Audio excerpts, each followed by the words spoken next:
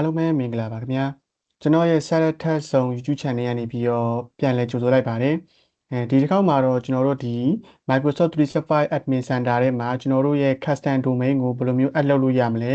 Custom Domain add ပြီးသွားရင် record သက်ဆိုင်ရာ record တွေကိုဘယ်လိုမျိုးထပ်ပြီးတော့ add လုပ်မလဲဆိုတဲ့ process ကိုဒီနေ့ပြောပြပေးတော့မှာပဲဖြစ်ပါတယ်အဲ့တော့ကျွန်တော်တို့အချိန်လေးဆွဲမနေတော့ဘဲနဲ့ကျွန်တော်တို့ရဲ့ဒီ configuration လေးကိုစလိုက်ကြအောင်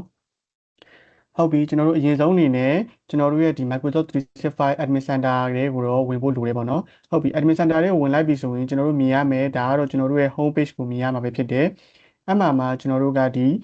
domain တွေကို set up လုပ်ချင်တာဖြစ်တဲ့အတွက်ကြောင့်မလို့ဒီဘေးနား left navigation bar မှာကျွန်တော်တို့ကဒီ setting ဆိုရဲ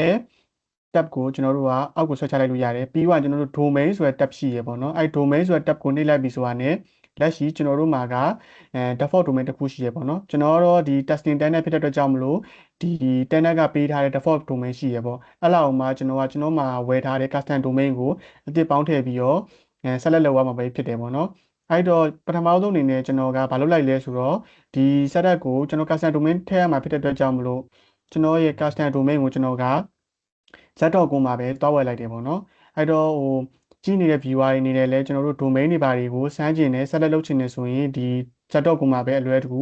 ဝယ်လို့ရတယ်ပေါ့နော်ကျွန်တော်ကလောလောဆယ်ကျွန်တော်ရဲ့ Salad Test Zone ဆို .site ဆိုတဲ့ domain တစ်ခုကိုကျွန်တော်တို့က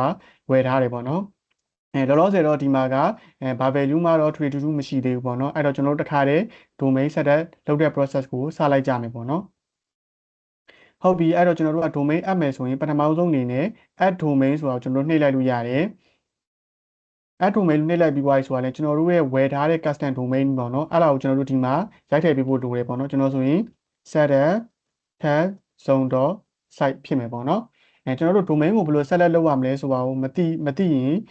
ကျွန်တော်တို့ကဒီ Microsoft က provide ပေးထား land လုပ်ပေးထားတဲ့ video ကလည်းကြည့်လို့ရတယ်ပေါ့နော်ဒါတော့ Microsoft ကနေပြီးလွယ်ပေါင်းဆိုပြီးတော့video အတူလေးပေးထားတာပေါ့နော်ကျွန်တော်တို့က setup tag zone.site ဆိုရဲကျွန်တော်ဝယ်ထားတဲ့ domain name လေးကိုဒီမှာထည့်လိုက်တယ်ပေါ့နော်ပြန် double check တဲ့အနေနဲ့ဒီမှာတော့ချက်လိုက်လို့ရတယ်ဒီမှာဆိုလဲကျွန်တော်တို့ setup tag zone.site ဆိုတဲ့ domain ပေါ့နော်ဝယ်ထားတဲ့ domain ကဟုတ်ပြီအဲ့တော့ကျွန်တော်ကဒီမှာဆိုရင်domain name ထည့်ပြီးတော့ကျွန်တော်က use this domain ကိုနှိပ်လိုက်မယ်ပြီးသွားပြီဆိုရင်ကျွန်တော်တို့ကဒီမှာဆိုရင် add txt record to the dns record.txt ကိုအရင်ထည့်ပေးရမယ်လို့သူကပြောတယ်ပေါ့နော် verify လုပ်ဖို့အတွက်ဒီမှာလည်းပြောထားတယ်သူက how to add txt record ပြီးရင် verify your domain with txt record ပေါ့နော်ကျွန်တော်တို့ရဲ့ txt record နဲ့ domain ကို verify လုပ်တာပေါ့နော်တကယ်ဝယ်ထားလားမဝယ်ထားဘူးလားဆိုတာစစ်တာပေါ့အဲ့တော့ကျွန်တော်ကဒီဟာနဲ့ပဲရွေးပြီးတော့အပေါ်ဆုံးက add txt record to the domain dns record ဆိုတာရွေးပြီးတော့ကျွန်တော်တို့က continue နှိပ်လိုက်မယ်ဟုတ်ပြီဒီမှာဆိုသူကကျွန်တော်တို့ verify လုပ်ခိုင်းမှာဖြစ်တဲ့အတွက်ကြောင့်မလို့သူ့မှာရှိတဲ့ THD name တွေ THD value တွေ TTL value တွေအားကိုကျွန်တော်တို့ကိုယူပြီးတော့ domain ကို verify လုပ်ခိုင်းတယ်ပေါ့နော်ဟုတ်ပြီအဲ့တော့ကျွန်တော်တို့ကဒီမှာဆိုရင်ဝယ်ထားတဲ့ DNS ဘက်ကိုပြန်သွားပြီးတော့ edit မှာကျွန်တော်တို့က THD ကိုထည့်မယ်ပေါ့နော်ဒီမှာဆိုကျွန်တော် THD ကိုရွေးလိုက်မယ်ပြီးသွားရင်နေအောက်မှာကျွန်တော်တို့ကဘာထည့်ရမလဲဆိုတော့ကျွန်တော်တို့ရှိမှာဒီမှာ THD name ဆိုတဲ့ဟာလေးကိုကျွန်တော်တို့က copy ထည့်လိုက်လို့ရတယ်ပြီးသွားရင်ကျွန်တော်တို့က TTL မှာဆိုလဲကျွန်တော်တို့ကဒီမှာ3600ကိုကျွန်တော်တို့က copy ပြီးတော့ထည့်လိုက်မယ်ပြီးသွားရင်ကျွန်တော်တို့ value THD value မှာလည်းဒီတိုင်းပဲဘေးနားကနေ copy record ယူပြီးတော့တခါတည်းထည့်လိုက်လို့ရတယ်ပေါ့နော်ပြီးသွားရင်ကျွန်တော်တို့ save လေးတစ်ချက်နှိပ်လိုက်မယ်ဟုတ်ပြီအချိန်တစ်ခုလောက်စောက်ပြီးဆိုကျွန်တော်တို့ကဒီမှာ process was successful ဖြစ်သွားပြီပေါ့နော်အဲ့တော့ကျွန်တော်တို့ကဒီမှာဆိုရင် verify ဆိုတာကိုကျွန်တော်တို့ကနှိပ်လိုက်မယ်ပေါ့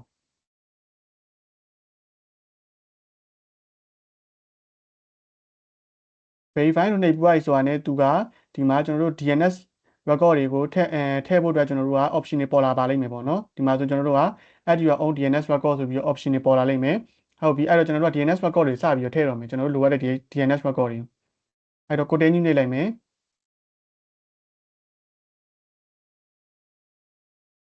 ဒီမှာ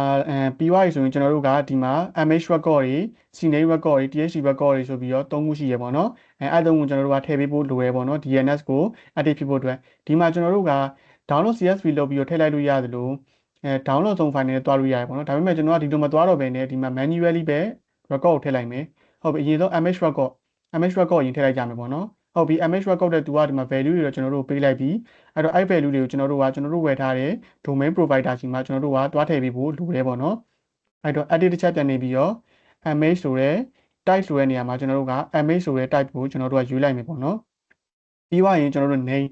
နေရာမှာဆိုလဲခုနအတိုင်းပဲကျွန်တော်တို့ host name ဆိုတဲ့ဟာလေးကို copy ကူးမယ်ပြီးရင်ကျွန်တော် paste ချမယ်ပြီးရင်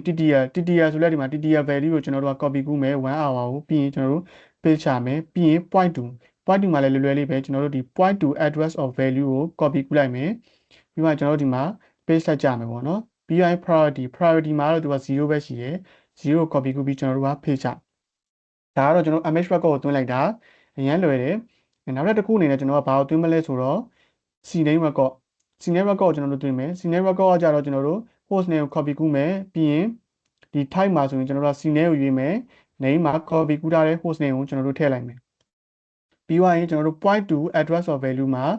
copy ကူးလိုက်မယ်ပြီးသွားရင်ကျွန်တော်တို့ရဲ့ value မှာပဲဒါလေးကိုထည့်လိုက်မယ်ပြီးသွားရင် ttr ဆိုတဲ့နေရာမှာလည်းကျွန်တော်တို့က1 hour ကို copy ကူးမယ်ပြီးရင်3600နေရာမှာ3600ကိုကျွန်တော်တို့က fill လိုက်မယ်ဟုတ်ပြီအဲ့တော့ add အနေနဲ့နောက်ဆုံး record တစ်ခုကျန်နေတယ်အဲ့ဒါဘာလဲဆိုတော့ကျွန်တော်တို့ tht record လေးကိုကျွန်တော်တို့ထပ်ထည့်လိုက်မယ်ပေါ့နော်ဒီမှာဆို tht name ရှိမယ်ကျွန်တော်အဲ့ဒါကို copy ကူးပြီးတော့ name အောက်မှာကျွန်တော်တို့ထည့်လိုက်မယ်ပြီးသွားရင် value ဆိုလဲ value တိုင်းမယ် tht value အောက်မှာပဲထည့်လိုက်မယ်ပြီးသွားရင်ကျွန်တော်တို့ ttr value ဆိုလဲ ttr value ကို ttr value အောက်မှာပဲထည့်လိုက်မယ်ပေါ့နော် value ကမားဝဒီနေအဲ့တော့ကျွန်တော် tht value ပြန်ကူးမယ်เนาะပြန်ပြီးတော့ထည့်လိုက်မယ်ပေါ့နော်ဟောဒီမှာ type ကမရွေးရသေးဘူး type ကကျွန်တော်တို့ tht ဆိုတော့ကျွန်တော် type ကမှားပြီးတော့အစပြန်ထည့်ရအောင်မယ်ပေါ့နော်အဲ့တော့ add ကိုထည့်မယ်ပြီးရင် value က ttr ပြီးသွားရင်ကျွန်တော်တို့ tht value ကညာပေါ့နော်အဲ့တော့ကျွန်တော်တို့ image record လည်းထည့်ပူသွားပြီ CNAME record လည်းထည့်ပူသွားပြီ tht record လည်းထည့်ပူသွားပြီပေါ့နော်ဒီ tht နဲ့ဒီ tht နဲ့မတူဘူးပေါ့ပထမ tht ထည့်ရတာကြောင့်ကျွန်တော်တို့က domain ကတကယ်ဝယ်ထားမွယ်ထားကိုသူက verify လုပ်တာပေါ့နော်ဒုတိယကကြတော့ကျွန်တော်တို့က domain ကတကယ်ဝယ်ထားဖို့ဖြစ်တဲ့အတွက်ကြောင့်မလို့အဲ့ domain မှာလိုအပ်တဲ့ record တွေ image record တွေ CNAME record တွေ tht record တွေ tht တို့ SPF အတွက်သုံးဖို့အတွက်အဓိကသုံးဖို့အတွက် CNAME ဆိုရင်ကျွန်တော်တို့ဒီ outlook တွေအတွက်သုံးဖို့အတွက်တွေအဲ့လိုမျိုးเนาะ image record ဆိုကျွန်တော်တို့ email အတွက်သုံးဖို့အတွက်ဆိုပြီးကျွန်တော်တို့ကလိုအပ်တဲ့ record တွေကိုကျွန်တော်တို့ကဒီမှာဖြည့်လိုက်တယ်ပေါ့เนาะအဲ့တော့ကျွန်တော်တို့ပြီးသွားပြီဆိုရင်ကျွန်တော်တို့ကဒီမှာဆိုရင် save နှိပ်လိုက်မယ် save နှိပ်ပြီးသွားပြီဆိုရင်ကျွန်တော်တို့ဒီဘက်ကိုလည်းတစ်ချက်ကြည့်လိုက်မှာပေါ့เนาะဒီဘက်မှာလည်းကျွန်တော်တို့က record တော်တော်များများကလည်း3ခုလုံးဖြည့်ပြီးသွားပြီပေါ့เนาะအဲ့တော့ဟုတ်ပြီဒီဘက်မှာဆိုရင်ပြန်ကြည့်လိုက်မယ်ဆိုကျွန်တော်တို့ process က processing ကဆက်ဖြစ်သွားပြီပေါ့เนาะဟုတ်ပြီအဲ့တော့ကျွန်တော်တို့ value တွေအားလုံးလည်းထည့်ပြီးသွားပြီဆိုတော့ကျွန်တော်ဒီဘက်မှာ continue ကိုဆက်နှိပ်လိုက်မယ်ပေါ့เนาะဒီမှာကျွန်တော်တို့ရဲ့ checking DNS record ဆိုပြီးတော့ကျွန်တော်တို့ DNS provider မှာရှိတဲ့ record တွေနဲ့မှန်မှန် check လုပ်မယ်ပေါ့နော်တကယ်လို့မှန်သွားပြီဆိုကျွန်တော်တို့က domain setup is complete ဆိုပြီးတော့ပြသွားပြီပေါ့နော်အဲ့တော့ကျွန်တော်တို့ကဒီမှာဆိုရင် done လိုက်မယ်ဟုတ်ပြီပေါ့နော်အဲ့တော့ကျွန်တော်တို့ဒီမှာဆိုရင် domain ကျွန်တော်တို့ရဲ့ setup test ဆုံး .site ဆိုပြီးတော့ domain တစ်ခုကျွန်တော်တို့ကရလာပြီပေါ့နော်ဟုတ်ပြီအဲ့တော့ကျွန်တော်တို့ကဒီမှာဆိုရင် user တယောက်စောင့်ကြည့်လိုက်မယ်ပေါ့နော် domain ကဘယ်လိုလုပ်လုပ်မလဲဆိုတော့add user နှိပ်လိုက်မယ်ပြီးတော့ကျွန်တော်တို့ကဒီမှာဆိုရင် gmo user ပေါ့နော် gmo user ဒီမှာဆိုကျွန်တော် domain တော့ယူလို့ရနေပြီ domain ကကျွန်တော်တို့နှစ်ခုဖြစ်သွားပြီကျွန်တော်တို့ရဲ့ custom domain နဲ့test internet ကပေးတဲ့ default domain ဆိုနှစ်ခုရှိရပေါ့နော်အဲ့မှာကျွန်တော်တို့ domain တွေယူလို့ရပါပြီပေါ့နော်ပြီးမှကျွန်တော်ဒီတိုင်းလေးပဲ create လိုက်မှာပေါ့နော်မြန်လေးပဲ create လိုက်မယ် user ဘယ်လိုစောင့်ရမလဲဆိုတဲ့ video ကတော့ကျွန်တော်ရဲ့ရှေ့ video တွေမှာပြထားတယ်ပေါ့နော် how to create a user in Microsoft 365 admin center ဆိုတဲ့ video မှာကျွန်တော်တို့ user create တဲ့အသေးစိတ်ကိုတွားကြည့်လို့ရတယ် user တယောက်ချင်းစီလည်းကြည့်လို့ရတယ်လို့ back user နဲ့လည်း creation တွေကိုကျွန်တော်တို့ကလုပ်ပေးထားတယ်ပေါ့နော်ဟုတ်ပြီလောလောဆယ်တော့ကျွန်တော်ကဒီမှာဝင်တောက် license နဲ့ပဲတွားထားလိုက်မယ်ပြီးရင်ကျွန်တော်တို့ finish adding ပြီးရင် close ဟုတ်ပြီအဲ့တော့ကျွန်တော်တို့ refresh လေးလုပ်ပြီးတော့ဒီမှာရှာကြည့်လိုက်မယ် gmo user ဒီမှာကျွန်တော်တို့ရဲ့ user name နဲ့ selected .site ဆိုပြီးတော့ domain တွေကမတူဘူးဖြစ်နေရပါတော့ဟုတ်ပါပြီကျွန်တော်တို့ဒီတစ်ခေါက်မှာတော့ကျွန်တော်တို့ Microsoft 365 admin center ထဲမှာကျွန်တော်တို့ရဲ့ဝယ်ထားတဲ့ custom domain တွေကိုဘယ်လိုအပ်လဲပြီးတော့ custom domain တွေမှာတက်ဆိုင်တဲ့ record တွေဖြစ်တဲ့ THD image record CNAME record တွေကိုဘယ်လိုမျိုးအပ်လို့အနေနဲ့ထည့်သွားလဲဆိုတာကိုရှင်းပြပေးတော့တာပဲဖြစ်ပါတယ် အားလုံးကျေးဇူးတင်ပါတယ်ကျွန်တော်တို့နောက်ဗီဒီယိုတွေမှာပြန်တွေ့ကြပါမယ်ခင်ဗျာ